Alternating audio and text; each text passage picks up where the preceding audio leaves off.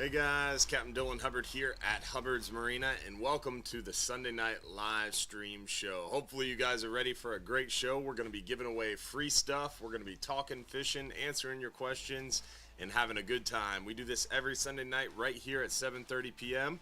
We give away a 5-hour half day for 2, a 39-hour trip for 1, a 10-hour all day for 2, and a Hubbard's Marina swag pack. Over $1,500 in free stuff coming your way during the show live. But you must watch the show live, you must comment one time on the Hubbard's Marina Facebook stream, and you must watch live in order to be eligible to win. So make sure you comment once, let us know where you're watching from. Don't forget to give the video a thumbs up. Don't forget to share the stream. Don't forget to tell your friends that we're live on the live stream show. Hopefully you guys are excited for another great show. We always kind of start these shows off talking a little bit about what's going on now, what's coming up, and then cover the weather, show you guys photos of what we're catching, and then we get into some questions. If you have questions that you want answered live during the show, drop them right here to that phone number at the bottom of the screen. If you're watching on Instagram, the phone number's at the top of the screen. So make sure you drop us a comment, question, whatever, and you can join the show with us as well. So let's get right into things and show you guys what we're catching out there, and then we'll get into the weather, show you guys what's going on with the weather, talk a little bit about what's coming up, what's going on now, and then we will start answering your questions live. Throughout the show, we're going to give away free stuff randomly. Stay tuned for that. Also, keep in mind, we want to give a shout out to our friends over there at Gator Jim's Tackle who make this show possible. If you haven't stopped by and seen our friends over at 3301 Pinellas Point Drive South in St. Pete, make sure you do so. Tell the folks at Gator Jim's that we said hello. Again, Gator Jim's Tackle, 3301 Pinellas Point Drive South in St. Pete. They make this show possible, so make sure you stop on by and thank our friends over at Gator Jim's Tackle. Also, want to make sure we give a shout out to our supporters group. If you're watching on Facebook, the supporters group is a behind the scenes group that you can join for only $4.99 a month. It's going to give you private access to that private group. You know things first. Tonight, we're going to give you advanced insights in the supporters after show to the big news that's coming tomorrow. We're going to talk a little bit more about that later in the show too. So make sure you join us for the supporters after show tonight. And then also keep in mind as well, want to make sure we give a shout out to all those who are sending stars. The stars are a way for those watching on Facebook to show their support, and it helps fuel the show and make what we do here possible. D. Beers, appreciate those 1,235 stars. Stephen Moreland, what's up, buddy? Craig Robinson, thank you. Richard Harcourt, Sean Gossier with the big 1,000 stars. Thank you, Sean. Todd Stutzman, Larry White with the big 500. Thank you, my friend. Charles Carter, Jim Evans, Tim Harris with a big 1235. Thank you, Tim. Scott Flynn, Bill Borchert, D. Beers with another 500. Thank you, D. Jason Irwine, James McCullum with 500. Thank you, my friend. Jennifer Neal, Adam Franklin, LaShonda Brown, Stephanie Lockhart from Las Vegas, Jasmine Marie, and Charles Carter. Appreciate all the stars tonight to get us kicked off right, y'all, on Facebook. Appreciate everybody tuning in on YouTube and Instagram and Trovo and Twitch as well. We're this close to being able to go live on TikTok. We're very close. We're only about 3,000 people away from that 10,000 number on TikTok, which will allow us to be able to also stream live here. So very, very excited about that, to expand the show to even more platforms. But with that, let's get into the photos, show you guys what we're catching now. We've worked with some local captains and gotten some more photos. Last week, you guys saw some photos from Captain Mike Anderson. This one is from Captain Big Daddy Dave Marquette. Dave Marquette is a local legend, been in the game an extremely long time, and now he is providing photos to us as well. So we're excited to have some of Captain Dave Marquette's photos in tonight's show, and we're going to have even more next week too, because he sent us a lot of good ones. Our friends at Salt Strong always keeping us in the photos with some nice big flounder photos from our friend Luke. Great gag grouper, catch and release inside the bay. Good sizes on the gag grouper in the bay, which is good news. Our friend John Sasser's always in the fish. Nice Jack Crevel for him. Solid mangrove snapper action. Luke Simons always catching and releasing some solid redfish action out there. The redfish are still biting pretty well. A lot of concentrations. Dan the Fish Man. If you haven't checked him out on YouTube, make sure you do so. He's got a great channel, and that was a nice redfish video he did. Some sharks are heavy. We're seeing a lot more sharks around for sure as that water warms up. Snook are pouring into the passes and out into the beaches. We're really starting to see quite a few snook stacked up in a big way. And some big girls moving around too. Trout action still going pretty well. We're starting to see some of those trout on the beaches already. Bridge light, dock lights at night. A lot of big trout around. So good opportunities for trout right now still, but really the snook is the focus if you're fishing around Johns Pass. Early morning before sunrise, we're seeing a lot of snook through the day. You can find them still, but they're a lot harder to find. Early during the day, you can get out on the beaches and kind of sight cast them before the swimmers and folks get out there on the beach. But a good opportunity to get some snook for sure. Near shore and offshore, we're doing well out there too. Near shore, we're seeing a lot of these strawberry grouper or Graysbees. This was pretty interesting. This was a 5-hour half day the other day. Captain Will got a nice flounder and then dropped right back down and got a nice hogfish. And ironically, the very next day, the same thing happened on the Flying Hub 2 on a charter.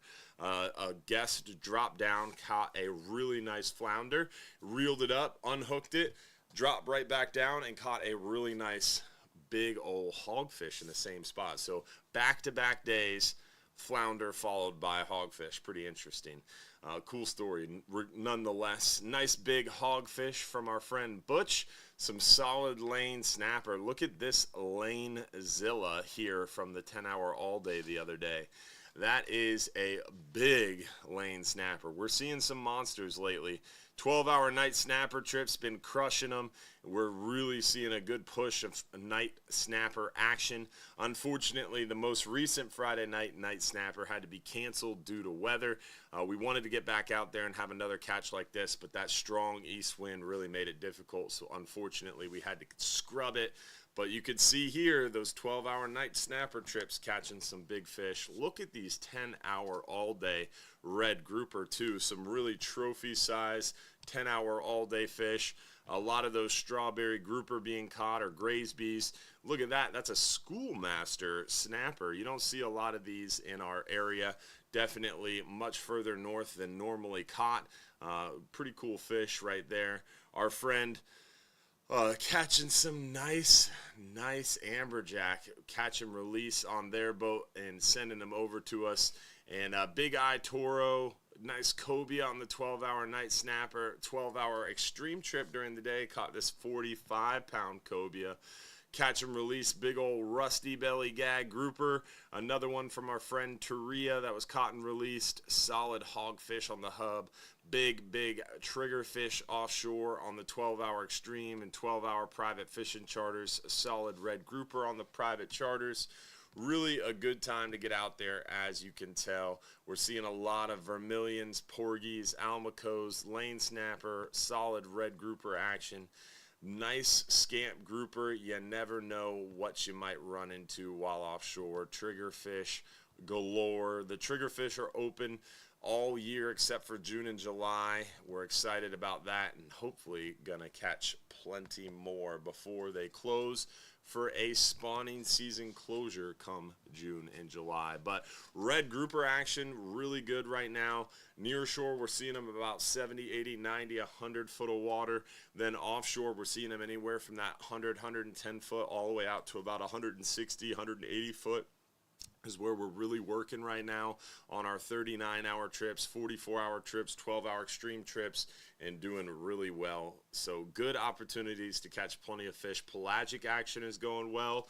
Mackerel and kingfish near shore. Once you get out there beyond about 120 foot of water, we start to see those blackfin tuna, those wahoo. We've seen a lot of sailfish recently. We had one sailfish around our 10-hour all day.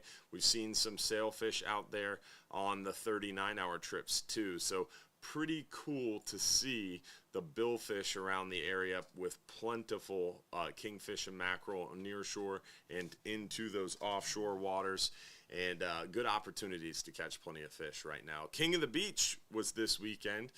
For those who missed it, our friends at Wood Butcher Fishing Team won King of the Beach with a 49-pound kingfish. Really, really cool to see our friends. Again, Wood Butcher Fishing Team was the winner of the 2024 Spring King of the Beach with a 49-pound kingfish. The big mackerel was like 4.5 pounds. Pretty solid mackerel, too. So cool to see some nice fish being caught locally for sure. With that, we've talked a little bit about the fishing and what's going on now. Let's get right into the weather and show you guys what's going on weather-wise right now. Weather-wise, we're going to go to hubbardsmarina.com. We're going to hit fishing trips. We're going to scroll down to our weather links page. We're going to start in our 5 and 10 hour forecast wind finder, and you can very clearly see at the top we've got a little bit of weather here Sunday and Monday. It's going to calm down for us nicely Tuesday, and then Wednesday is looking really good. Thursday, it starts to pick up a little bit Friday, and into the weekend, potentially, we might fall into the same pattern that we're into right now with these kind of east winds in the morning, calming down in the afternoon. That's what it looks like again next weekend. So, gonna be interesting. That's new. This morning, it was looking like it was gonna be calming down Monday afternoon into Tuesday and being beautiful for the next 8 days, and now it's showing some winds here Friday, Saturday, and Sunday that we're going to have to watch out for. And that looks like another little high pressure building into the area. So we'll definitely keep an eye on that and see how it develops through the week, because this is the time of year that can change pretty drastically. As I said this morning, it looked beautiful starting Monday afternoon, Tuesday morning, through the whole entire forecast period. Now it's changed pretty significantly, showing a little bit of an increased wind Friday, Saturday, Sunday coming up.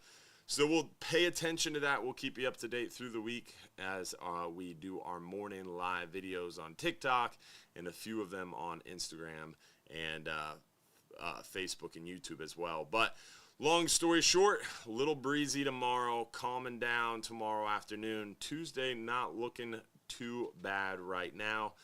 It really can't get any worse. We're supposed to be going filming on the Flying Hub 2 and going pretty far offshore, so we need it to stay nice. So keep your fingers crossed. We'll have some good content coming your way. But that's what we're looking at weather-wise right now. We'll skip over to Mike's weather page because I honestly am kind of curious what that is coming up this weekend. That's creating that increase. I jumped to this without explaining it. On our weather links page, again, under fishing trips, second one down is weather links. On our weather links page, right up here, top right, is the ultimate storm forecast. This is spaghettymodels.com. Our friend Mike Boylan, Mike's weather page. You can also follow him on social media as well. If you live under a rock and you don't follow him already, definitely should check that out. But most people already follow him. Let's see here. Today, this is Saturday, so what's coming on Friday? Oh, it's a little low-pressure trough causing that east wind. Saturday, high pressure builds in. Sunday, high pressure. So it's a ridging effect that's causing that. You can see. Josh, can you hold down control for me for a second? There we go. All right, so this is the ridge. This is Friday when that east wind picks up. You see that little L with the blue H's on either side of it? That means it's a high pressure ridge pushing against a low pressure, and those pressure gradients are what's going to cause that stronger wind Friday. And then you scroll down here to Saturday, and that high pressure starts to dominate, and that's going to create that stronger east wind. And this is Sunday. Again, that high pressure is dominating our area. So sunny blue sky conditions. It'll be nice on shore, but that will lend itself to a little bit of a stiffer east breeze if that holds true. But that is the type of forecast that can change pretty significantly because they're trying to forecast where 3 different troughs are going to be 6 days from now, which is very technical and very difficult for the algorithms to do. So essentially, it's an educated guess that can vary greatly for sure. So definitely something to watch, but not something to cancel your plans over yet, is the summary, essentially, what we need to watch out for. So we've shown you what we're catching now. We talked a little bit about the weather. Now we're going to get into some announcements and then your questions. Remember, if you're watching on Facebook, YouTube, Facebook, YouTube, Trovo, Twitch, your phone number is right here at the bottom of the screen to text us your questions. If you're watching on Instagram, phone number is right above us. Make sure you text in your questions if you want them answered live during the show. If you leave us a comment, that's great. We appreciate it. You really should comment. Let us know where you're watching from. But we can't see your questions on the social media streams because they go really fast by us. All right, so first things first, let's give away our first free giveaway of the night. We're going to give away our Hubbard's Marina swag pack first. The swag pack, let's find out who the lucky winner is of our t-shirt, hat, gift pack combo. Let's find out who won. Barbie Beach. Congratulations, Barbie. Make sure you text us your full home address to the phone number on the screen with your t-shirt size so we can send you out that Hubbard's Marina swag pack. We still have our 5-hour half day for 2, our 10-hour all day for 2, and that 39-hour trip to give away as well. So definitely stay tuned. But now we're going to get into your questions. As we pull up the questions, we'll make a few announcements. One thing I do want to announce, last week we got pretty hit hard by some spammers after the show. So after the show ends, we all go to sleep. Around 2, 3, 4 a.m., spammers in some other country will get in here and start posting comments. And they'll use our logo and some weird name, and they'll create a fake Facebook account. They don't hack us in any way, but they create a fake account. They use our photo, and they send you a comment. And they'll be like, click here and give us a credit card number, and we'll send you something free. It's always some kind of weird URL, and it's always a comment. We will not comment to you and tell you you won something. So after the show ends tonight, if you wake up tomorrow morning with a Facebook notification that says you won, click here and give us a credit card number, and we'll send you something free. That is spam. That is not Hubbard's Marina. So the only way we give away stuff is live during the show. I'm going to use my mouth. I'm going to announce it. You're going to see your name on the screen. That's it. We will not comment to you. We will not message you, and we will not ask for your credit card. So please, if you see a comment like that, don't give random people on the internet your credit card number. I don't recommend it. It doesn't work out well. So just want to make sure we make that announcement. Also, keep in mind, we're coming up on that last quarter moon. The full moon just happened. The last quarter moon is midweek this week coming up. So that midweek time frame, we're going to see those tides slow down a little bit, and things might get a little bit tougher, but we are on the backside of that high pressure, so fish should pick back up, and we should hopefully see some better fishing as we move into kind of later work week, right around Wednesday, Thursday, Friday. In between these little pressure troughs, we should see some good action there, even though we have that last quarter moon and a little bit slower tides. Also keep in mind as well, we got a lot of kingfish around, as I mentioned, from the bay on the beach. One of the big kingfish that youth tournament or youth division winners in King of the Beach was caught. Literally, I could throw a stone to the area it was caught from Hubbard's Marina. Maybe not a stone. I could use a slingshot and hit it with a stone. So there's some nice fish around for sure, and it's a good time to get out there. Don't forget our Right to Hunt and Fish page on the Hubbard's Marina website.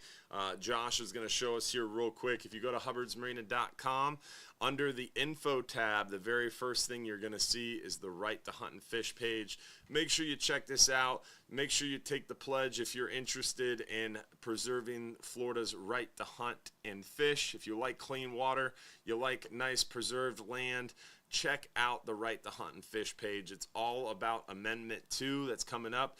It is a bipartisan amendment. It's going to be Amendment 2 on the November ballot, and we would love for you to check out this page under info, Right to Hunt and Fish. If you are in Florida, if you're a Florida voter, definitely check that out and vote yes on Amendment 2, the right to hunt and fish. We want to add that to Florida's Constitution and preserve and protect and memorialize our opportunity to access our fishery and our hunting. It's in the chat as well. Josh just dropped the link in the chat. So with that, we've got Capt. Mike Anderson on the phone.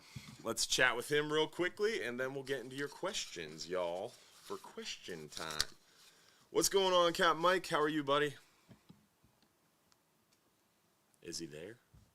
I know one thing he's going to say is he's going to talk about Bartow Ford coming up May 14th. He's got the Mogan man himself, Captain Blair Wiggins, joining him at Bartow Ford. Again, that is May 14th from 6 to 8 p.m. They're going to have Silver Ring Cafe, Bull Bay Rods giveaways, Ingle Cooler giveaways, Real Animals swag. You like the Real Animals hat I'm wearing? You can get one of those at the Bartow Ford event with Capt. Mike Anderson and Captain Blair Wiggins. What's up, buddy? How are you? I'm good, buddy. What's going on? Different day, same stuff. Another day in paradise. And yeah, I hear you. Breezy paradise. Breezy paradise. Yeah, it's still a nice day to go shelling. Oh, yeah, beautiful. It was a beautiful day out. We had the grandkids over, and we're outside by the pool. It was a nice day out, for sure. Just, I don't know, I'd want to have been too very far offshore today. But, yes, unfortunately. A little breezy. But it's going to calm down Monday afternoon and hopefully be real nice there Tuesday through at least Thursday and maybe into the weekend. So hold on and wait, right? Yeah, it's all we can do, buddy. It's been changing so fast. Yeah.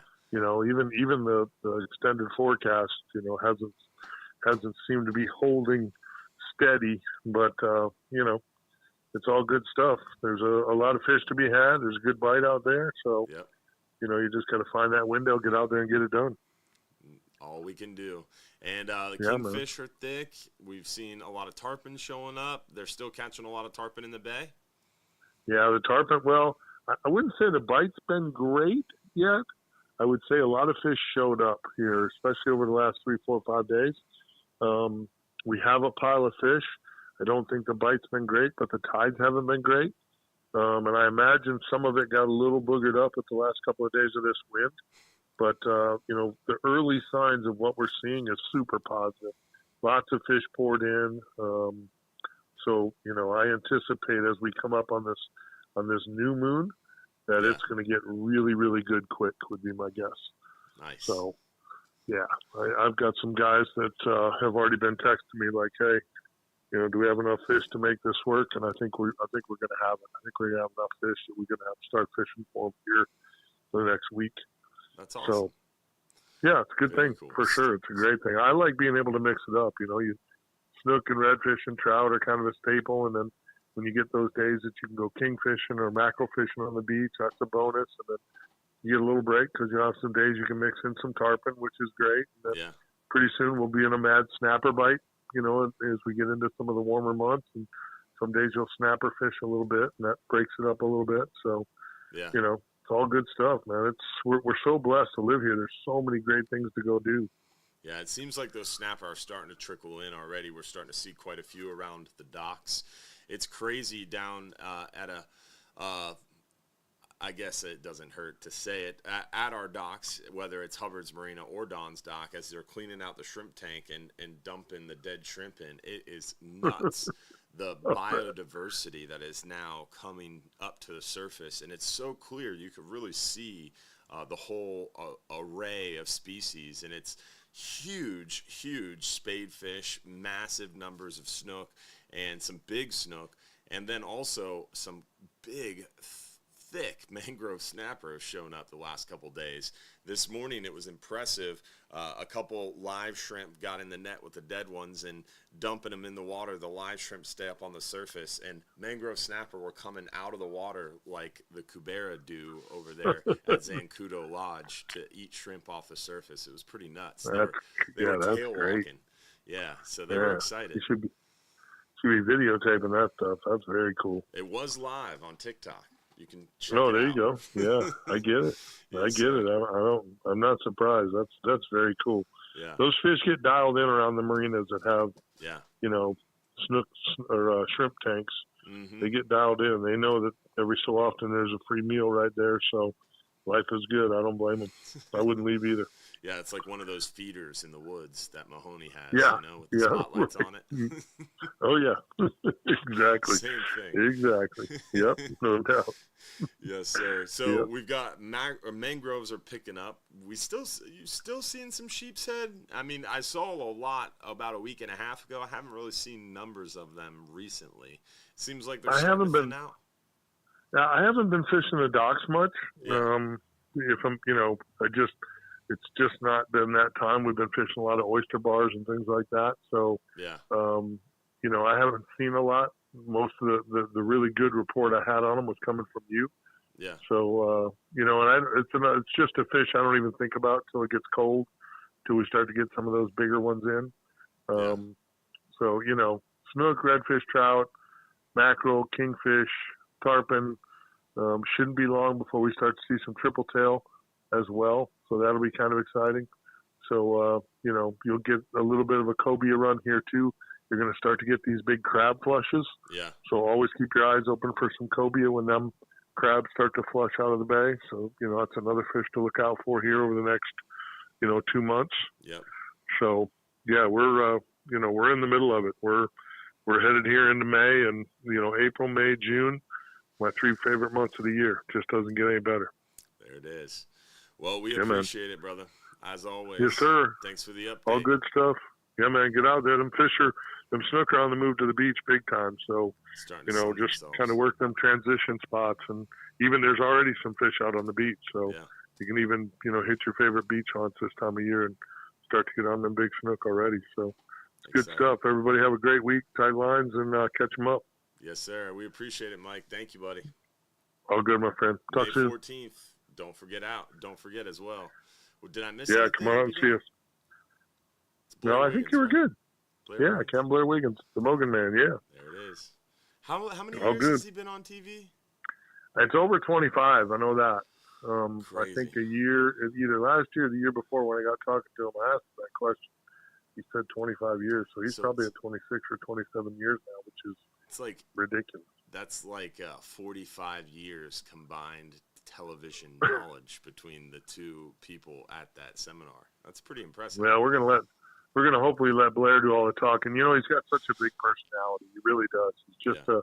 He's just a character, and it's going to be a lot of fun to have him there. He's super knowledgeable. 25 years of fishing, all over the southeastern United States. Catching fish. He's a redfish pro tournament winner. So he's a super angler. So super talented. It'll be a good one. He's part of the Bull Bay Rods pro staff. So I'm interested to break down some of the rods with him and, get some input on which are his favorites in the series. So that'll be good. And he's just a character. He's fun to listen to, and he's got some great stories. So it'll be a good time as always. Cool, man. May 14th, 6 to 8 p.m. if you want to join him at Bartow Ford. Thanks, Capt. Mike. Thanks, brother. You bet. Have a great night, kid. See you, Appreciate buddy. you. Appreciate See you. you, pal. See you. Always a pleasure to hear from Capt. Mike. And like I said, it's going to be a good time over there at Bartow Ford if you want to join May 14th. Addictive fishing, yes. Yeah, the Mogan Man himself. It's going to be pretty cool. I've seen him speak a few times. It's always very entertaining. I want to make sure we give a shout out to some star senders. We had Richard Harcourt with a couple hundred stars, Holly Fett, John Bull, Mark Munier, Stan Meeky, Charles Derrickson, Robert Bush, Richard Blasak. Appreciate y'all with the stars on Facebook. Let's get into some questions here. Is there a time of year that mangrove snapper come in shallow, like within range of the 10-hour trips? Just curious. You guys are doing a great job. That's awesome. Appreciate it, Bradley. We do see more mangrove snapper historically in the warmer months. They get a little bit more prolific. Basically, the life cycle of a mangrove snapper is they start life offshore. They spawn a lot of times offshore in deeper areas. And then these spawning aggregations kind of happen on these structures. The fertilized eggs get suspended in the water column and they get pushed inshore. So the age 0, the phytoplankton mangrove snapper, make it into the estuaries, into the mangroves, and they grow up as little baby mangrove snapper in the mangroves in Back Bay. Seagrasses, as they get bigger, about 8 to 10 inches, they start to move out to the passes, the deeper water areas, the bridges. Once they hit about 10 to 12 inches, that's when they migrate from inshore waters off the beaches and into the nearshore waters. And that generally starts to happen right around that kind of springtime. The bigger fish start to push out into the deeper waters for kind of their summertime spawning, call to spawning. That's when they kind of reach sexual maturity, that 10 to 12 inch range. That's why in state waters, inside state waters, you're allowed to catch up to 5 at a minimum of 10 inches. Once you get into federal waters, which starts at 9 miles, near shore a little deeper, it's a minimum size limit of 12 inches, and you're allowed 10 per person. So that's the reasoning behind the differences in bag limits and size limits, because essentially you're catching adult fish that have had a chance to spawn in federal waters, where you're catching teenage and juvenile fish in state waters that haven't had the opportunity to spawn. But generally, yes, we see quite a few fish in that warmer month, because we see those 8, 10, 12-inch fish migrating from inshore to deeper nearshore waters, and they kind of cross the area we're fishing the 10 hours. But that's historically, really, the last maybe 5 years, we start to see a shift. Now we see mangrove snapper pretty heavily throughout really the whole year, and people just don't really target them on 10-hour trips. Cooler months, we're targeting hogfish with 30-pound test and live shrimp. We do catch some hogfish or some mangrove snapper while we're targeting those hogfish, but a lot of people have extra beads in there. They're using knocker rigs or hog balls, and there's not really mangrove snapper setups. And then fast forward to winter or warmer months, when the hogfish bite kind of slows down a little bit, people start to use a lot of the live bait, the bigger dead baits, to target the red grouper. Folks that go out there and target the mangrove snapper on those nearshore 10-hour trips definitely catch quite a few mangrove snapper. And some advanced anglers that get out there and really target the mangrove snapper, they do well. A small chunk of threadfin, a double snelled like 3 or 4/0 hook, 30-pound fluorocarbon, a lighter lead on that fish finder setup, your slip lead on your main line, swivel 4 or 5 foot leader, double snell 3 or 4/0 hooks, and a smaller chunk of threadfin. Essentially what we do on a 39-hour trip for mangroves, but just smaller hooks, smaller chunk of bait, a little skinnier. You're going to catch some good mangrove snapper and probably hit your 10 mangrove snapper limit with ease. If you are a 39-hour fisherman and you target mangrove snapper on the 39-hour and you're any good at it, you could come out on a 10-hour and easily catch your limit of mangrove snapper pretty simply if you target them. So yes, you can catch mangrove snapper on 10 hours. We don't see them more because people just don't target them, and it's not really something we focus on because of that. Let's see here.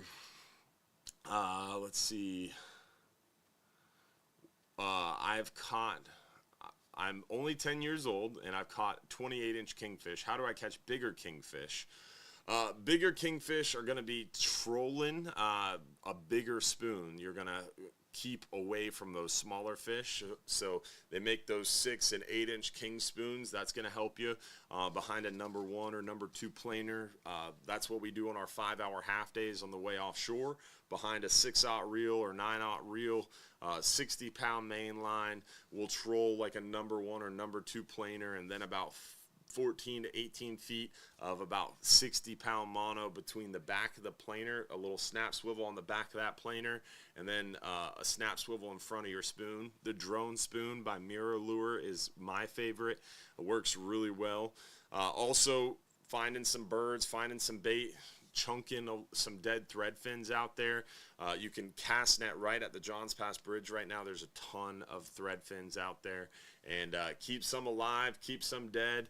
Get out there on some artificial reefs near shore, the Madeira Beach Reef, the Treasure Island Reef, the St. Pete Beach Reef, TI2, the Veterans Memorial Reef, the Clearwater Hard Bottom, around the parking lot where the ships are, around the Egmont Key Channel, the Egmont Hole even.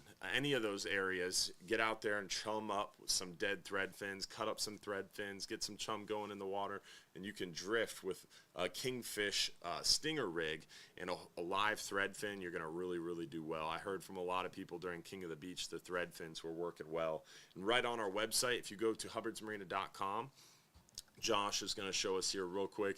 If you go to hubbardsmarina.com and you hit fishing trips, you can scroll down to fishing video links, and then you can hit the fishing tips and tricks page. And right down here on the fishing tips and tricks page under rigging tips, you'll see the how to tie a kingfish stinger rig for flatlining kingfish.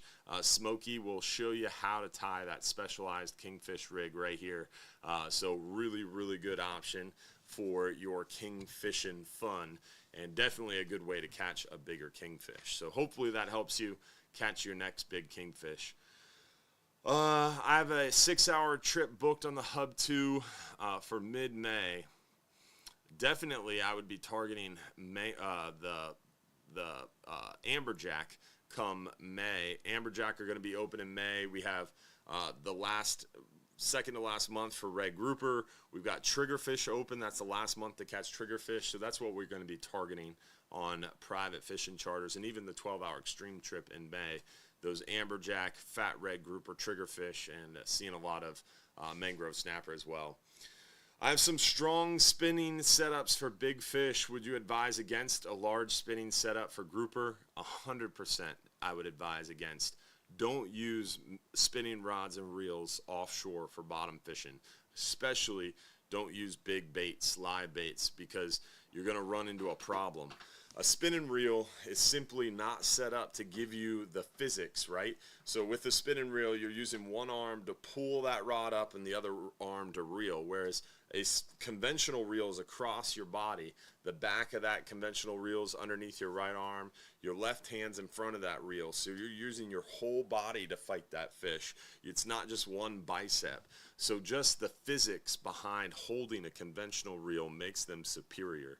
A $1,000 spinning reel will not be as powerful as a $100 conventional reel, because no matter the $1,000 spinning reel is going to have a better drag system. It's going to be smoother. It's going to be higher quality. It's going to be a lot more powerful even as far as drag rating is concerned. But the way you fish that $100 conventional reel is going to be far superior, make it more powerful, give you more leverage, and help you to catch more grouper. So don't use spinning reels if you're dropping to the bottom. Really, on a 12-hour extreme trip, 39-hour trip, 44-hour trip, you really should never be dropping a spinning reel to the bottom unless the bite is super slow and you're using a really small piece of bait or a live shrimp or something. That's really the only time you would use a spinning reel in deep water offshore. Or if you were knocker rig fishing, or if you were maybe pitch bait and you saw a mahi swim by, you have a spinning reel to pitch out a bait. Only reason you should have a spinning reel on those deep water trips. 10-hour trips, it makes sense. Bring a spinning reel. Fish with it, drop down a small piece of shrimp, a small piece of thread fin or a shrimp. A 5-hour makes sense. Inside 100 feet, spinning reels make sense. Once you're beyond 100 feet, don't use spinning reels for bottom fishing. That's my opinion, and that's my experience. And I think most people would agree if you're talking about getting a grouper off the bottom. With that, let's go ahead and give away another free trip. We gave away our Hubbard's Marina swag pack already. Let's go ahead and give away our 10-hour all-day trip for 2 guests. 10-hour all-day trip for 2 guests. Lucky winner is Charles Direxon. Congratulations, Charles. You from P Park, a local. That's awesome. You got 5 minutes or less to text us your full home address to that phone number at the bottom of the screen if you're watching on Facebook or YouTube. Phone number at the top of the screen if you're watching on Instagram. With that, let's get into some more questions. Do you put much faith in the salooner feeding timetables? 100% faith. 1,000% faith inshore, especially for things like snook. Salooner tide tables offshore don't make as much sense because once you start heading west into the Gulf, the salooner time change or tides and the time changes vary drastically. So one thing we got to look at here, Josh, can we bring up smart fishing tides? My favorite tide chart area. So let me show you guys something here real quick. So, oh, that's not going to work. Can we bring up a map? Yes, we can bring up a map. Beautiful. All right, so these are tide areas. So we're going to look at Johns Pass. So Johns Pass, we're going to look at the tide for tomorrow. I'm not signed in, so it's only going to show me a few days. But we're going to look at the tide for tomorrow, Monday. And the high tide for Monday is at 2:58 p.m. So high tide Monday, 2:58 p.m. We're going to go down here to Egmont Key, just a little bit, not very far, by boat 30 minutes, 40 minutes away if you're cruising at a normal average speed.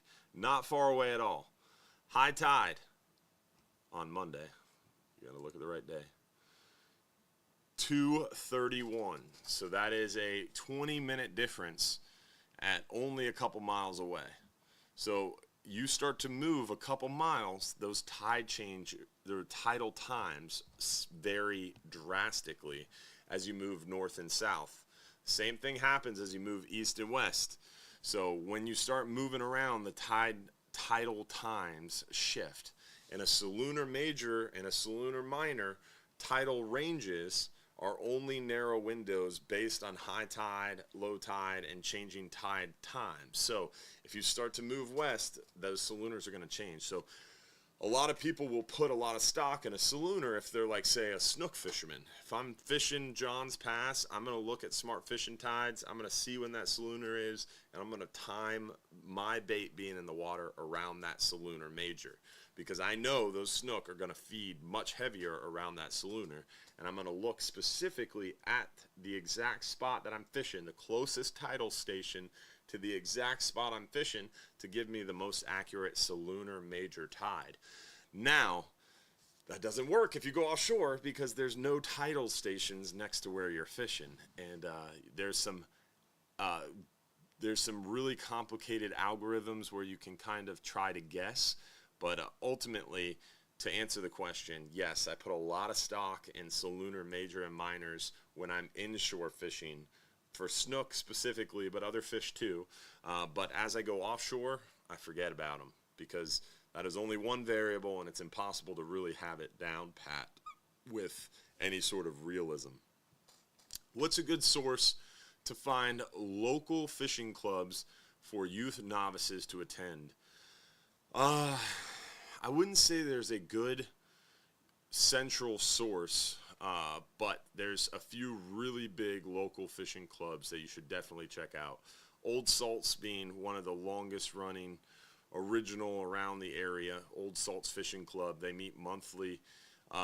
Then you have Salt Strong has really taken it to a next level with their fishing clubs. They have fishing clubs in Pinellas and Hillsborough, pretty much every county. Now they're even starting to break up the counties and have smaller fishing clubs. So Salt Strong is a really, really good place to find fishing clubs that are local to you that meet monthly as well. Then there's some fishing clubs at local restaurants and bars. We had one near us, the Fat Cat Fishing Club, and unfortunately they lost their local area that they meet. The Skyway Misfits is a great fishing club too, but they don't have club meetings. But I know they teach people how to fish out there at the Skyway. But I would say Salt Strong, Old Salts are the two biggest and good resources. What's the other one? Man, I can't think of it. But Brandy, Scott, and Steve Saluski. I never know how to pronounce his last name. But where is that? O'Brien's Fishing Club. That's the name I was looking for. O'Brien's Fishing Club. The Villages, they have a huge fishing club, but not really for young anglers. That's the biggest fishing club that I've ever spoke at, was the Villages Deep Sea Fishing Club. There was like 90 people in there. It was crazy. King of the Beach Saturday must have been pretty choppy out there. Yes, definitely. Very choppy. So for grouper, a 4/0 reel on a stiffer rod. Really, the 4/0, the 6/0, the 9/0 doesn't come into play as much in today's world. It really comes down to your drag rating. That's more important and kind of a better signifier for how strong the reel is. A lot of people, for grouper, gag grouper specifically, you want to have 40 or 45 pounds of drag rating or more. Really, 45 pounds is going to be your best friend or more. You can get away with 30 or 35 pounds for red grouper, red snapper. Inside 120 foot, 30, 35 is plenty. Once you get beyond 120 foot, you're going for some big gags, you want to have more than 40 or 45 pounds of drag. So that's going to be typically a 6/0 size reel or better, or one of those fancy small reels with a really high-end drag rating for sure. But good idea for sure. Let's see. And as far as the rod goes, I don't like a stiff rod and reel, or a stiff rod. I like a rod with a softer tip that gradually makes it into a stiffer backbone. But I like a little bit of a softer tip to give me more sensitivity, so you can feel the bite for more, for easier fishing offshore, easier catching. Oh, what are we seeing on the 12-hour extreme lately, aside from that Warsaw? That was pretty cool. Mostly red grouper, triggerfish, mangrove snapper. Once May 1st rolls around, we're going to be targeting some amberjack as well, with vermilions, porgies, yellowtails, as some heads and tails as well. What would be the most memorable piece of floating debris you've seen? The most memorable piece that I've seen was a huge buoy ball off a ship in like 600 foot of water. We found it and came across it, and it had tons of triple tail, acres of triple tail under it. It was pretty cool. We have some underwater footage of that floating around somewhere. It's really, really interesting. And seeing some underwater, or some floating trees. Found fish attractant devices or fads that people have made offshore. Those are always pretty interesting as well. Let's see, what other questions? Can I park overnight in the garage on the 39-hour? Yes. Yeah, we have parking for our 39-hour trips, and the garage is where we recommend, and we'll help you get set up for sure. I've got a bull bay rod needing a reel. What would you recommend for a good all-around nearshore, offshore fishing reel? It depends on how you fish, where you fish, what you fish for. If you're doing, like, say, a 10-hour trip, I'd probably fish like a 4,000 or 5,000 series spinning reel. If you're staying within 100 feet, I'd probably go with a 4,000 or 5,000 series spinning reel. If you're going deeper, I'd go with a conventional reel. And it comes down to your budget. When people ask, oh, what's your recommended reel? My first question is, what's your budget? Because that's going to dictate where you go, what line. I prefer Daiwa, and basically your budget's going to dictate what trim level Daiwa you get, right? So you can go high end into the Saltigas, the Exists, but then you could save a little money and go into the BGs or the Fuegos, that kind of thing. Let's see, when you guys talk about snapper heating up late spring, early summer, and coming in, does that mean you target big mangrove snapper in shallower reefs like 30 or 50 feet? And do you still do your famous double snell hooks with big baits? I always double snell when I'm doing dead baits. But we stay at the same depths generally. We just see more mangrove snapper move a little shallower, or not move a little shallower. We see them swim from inshore to offshore waters, and we catch them shallower as they move offshore. But we don't really target them any shallower. We don't move in and fish shallower to target mangroves. We catch them in the same general area. that we all fish all year pretty much. We just see, in the cooler months, we see larger grade of mangrove snapper, less of them. In the warmer months, we see more mangrove snapper, smaller average size, generally. If we have a 39-hour trip booked, can we show up early, park in the garage to fish inshore around Johns Pass? Yes. Guy named Roger travels in from Georgia to fish with us, and he shows up at about 5 a.m. for his 3 o'clock departure, and really tends to drive me crazy, but we love each other. But it's like a love-hate thing. No, he shows up really early, and you're totally welcome to do that. And people do show up really early. They go fish for pinfish. Damien from Atlanta does the same thing. He'll drive in for a 39-hour trip, show up at 6 a.m., drop off all his stuff in the waiting area. Then he'll get back in his truck and leave and go to the Skyway or go to a local fishing spot and go catch pinfish, and then come back at 1 o'clock or 2 o'clock to load up his pinfish. So people often will show up 5, 6 a.m., drop off their gear in the waiting area, and either go park in the parking garage and fall asleep after they've driven all night, or they'll go catch pinfish. Our friends from Birmingham, DeNorris and his family, Ed, they do the same thing. They travel over from Birmingham, Alabama through the night, get there early, drop their stuff off, and go pinfishing. So there's a lot of different ways you can split the hair for a 39-hour trip. But you can also, like for amberjack season, our buddy Dave Burton will come out and do a 5-hour half day before his 39-hour trip to get big baits from the 5-hour half day. He'll get some white grunts, some knobdi porgies, some grass porgies, some big squirrel fish, sand perch, and he'll use those for big live baits for amberjack.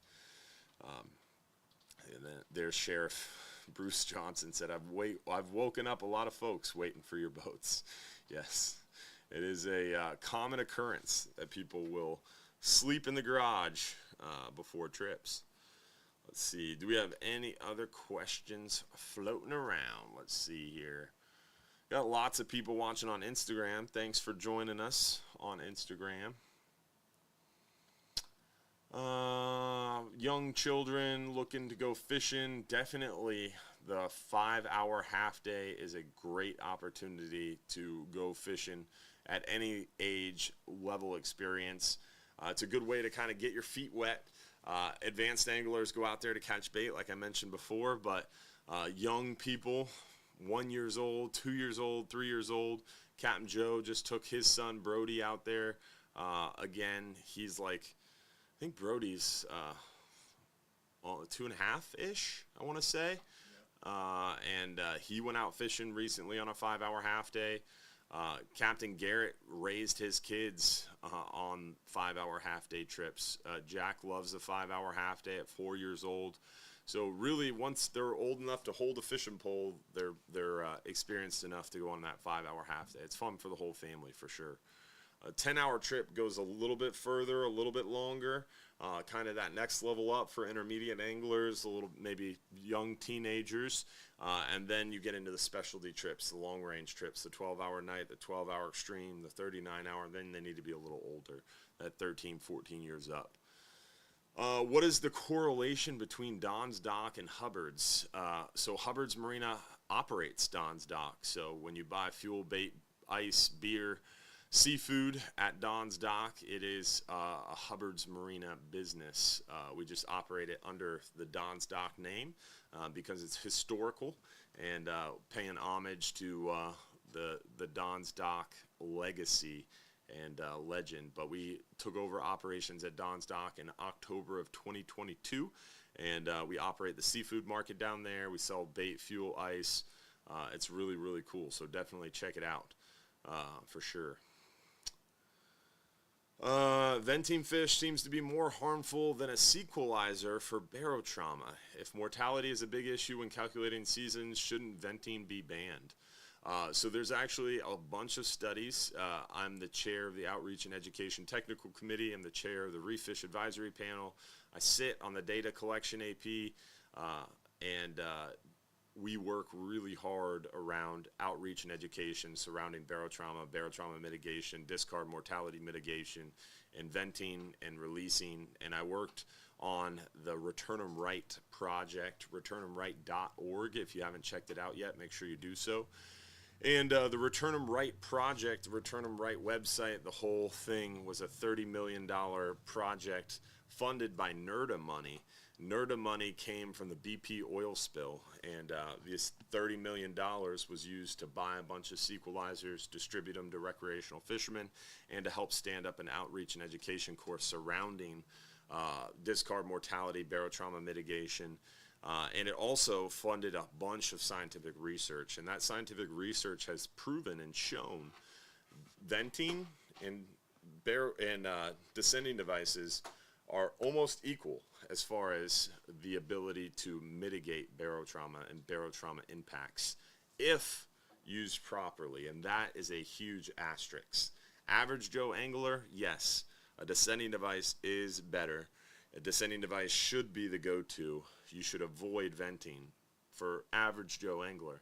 Professional anglers who are well-trained, who know where to vent, how to vent, when to vent, what fish needs it, what fish doesn't need it, venting is equally as efficient and equitable for mitigating barotrauma. However, a descending device is going to shoot that fish down to the bottom quicker, and it doesn't put another hole and doesn't create more trauma and doesn't open up another injury to that fish. So yes, venting isn't the best option for average Joe angler and isn't the best option for everyone. A descending device is best, and if you want a free descending device, actually 2 free descending devices, a free 3-pound weight rig to a descending device, and everything you want, and all the knowledge about what I just said. If you're like, what's barotrauma and how do you mitigate discard mortality, visit returnemright.org.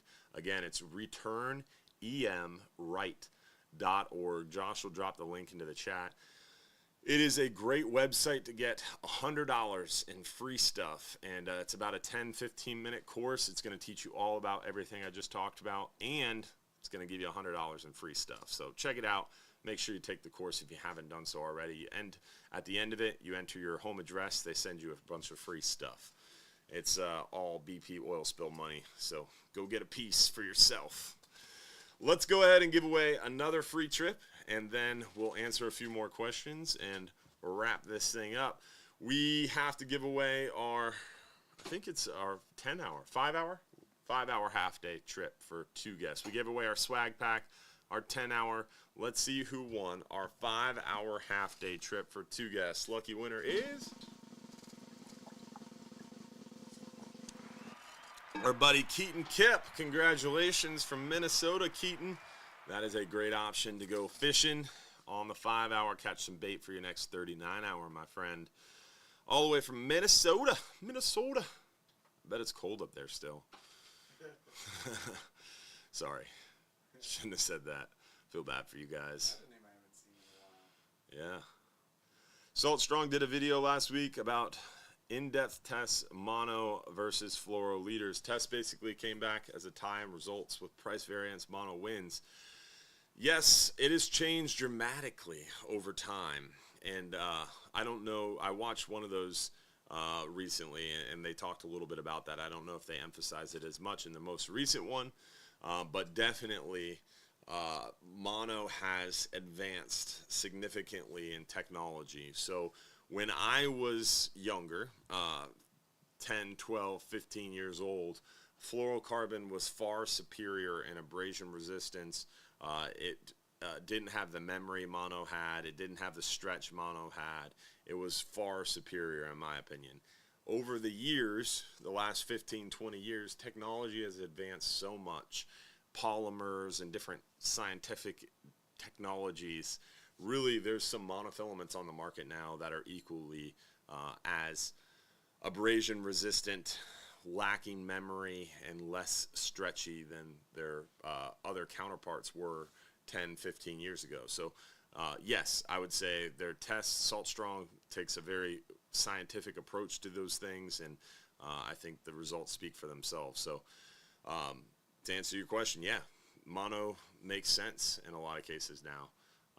I still use fluorocarbon just out of muscle memory, and the fact that those nice little fluorocarbon spools are just convenient in your tackle box, and I already have a bunch of them.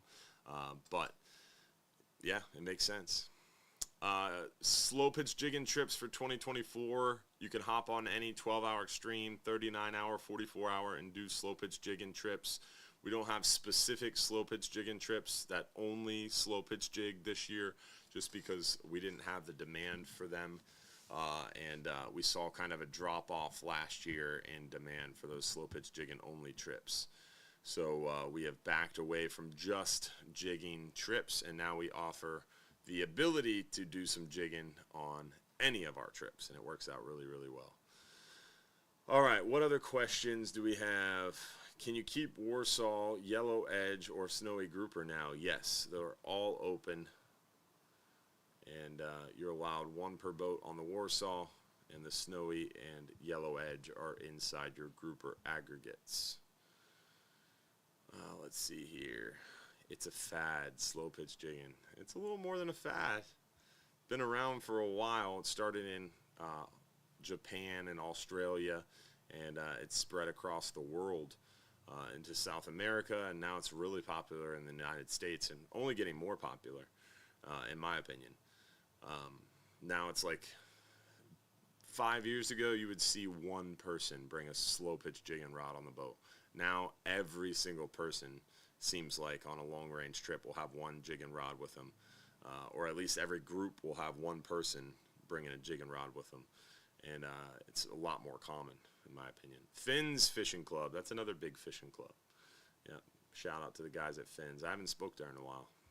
Forgot about them. If you had one 2-speed reel, what size would you get? Probably around a 40 or 50, because those 2-speed reels are so small, so light. A 40 or 50 is going to give me enough drag power to fight something big like a red snapper or an average size gag grouper, and still have plenty of line capacity and still be light and nimble enough to catch mangrove snapper. But I have a 50, I have a 60, I have a 40, I have a 35, and now I want a 15. So that way you have a smaller one, a medium one, a little bigger one, and you can, as you become a more advanced angler, as you invest in more tackle, you have more rods and reels that specialize to specific circumstance or specific fish you're targeting.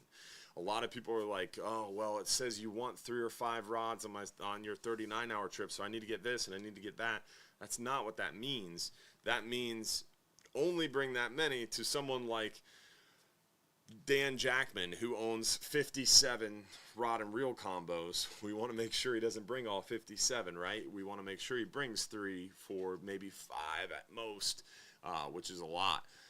So you don't have to bring 3 or 5. That just is kind of the upper limit, the recommended amount for a 39 or 44-hour trip. 12-hour extreme, 1, 2 at most. You don't have to bring 2. You can bring 1. So that's just kind of how those work out. How heavy is the Florida Fisherman? That's a good question. I know the Flying Hub 2 is 27,000 pounds, 26,000 and change, basically. The Florida Fisherman curb weight, I don't know off the top of my head. I would have to look that up. What was that question? Can I rent a fishing boat from Don's Dock for trolling for kingfish? No, we don't rent boats. My grandfather always said, you don't rent stuff because people don't take care of your shit. May he rest in peace.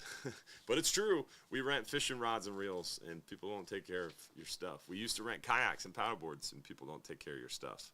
We used to rent Segways. People don't take care of your stuff. So we don't rent anything anymore. We used to rent chairs, beach cabanas, and lounge chairs.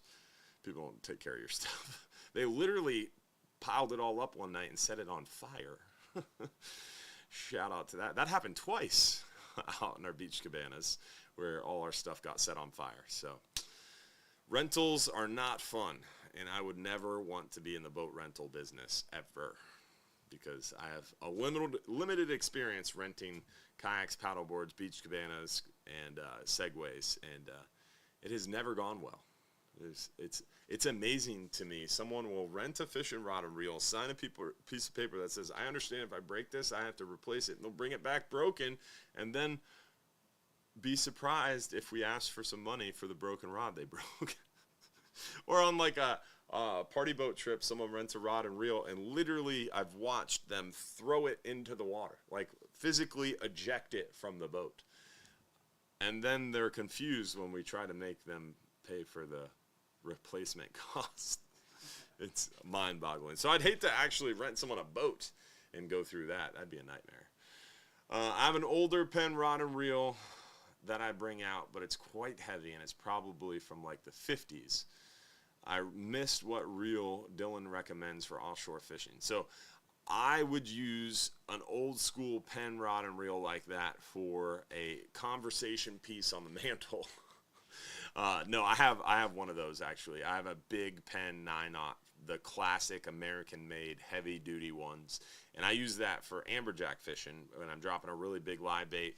And I don't hold the rod and reel. I set that thing on the rail with a big heavy broomstick, right? I use a big Penn 14/0. Thing is bigger than my head for shark fishing. But I use those old 50s, 60s, 70s, 80s era American-made Penns. Nowadays, Penn makes all their stuff in China. They don't stand behind it. I've had a lot of bad experience, so I don't use any of the Penn stuff nowadays. But those old school Penn reels are good for setting on the rail and winching big fish up. You can actually get aftermarket internal parts and replace all the internals of that reel and really beef them up and make them bad to the bone for big amberjack and sharks even too. But I would say get a new school Daiwa reel, like one of the, it depends on your budget, and that's going to be what dictates what I recommend to you. So you can get with me, come stop by the shop, and we can show you what we got. Or stop by Gator Gyms and see the good people at Gator Gyms Tackle. They can put you in a reel too. I recommend Daiwa, but Shimano makes good setups. Avet, accurate, really, really good.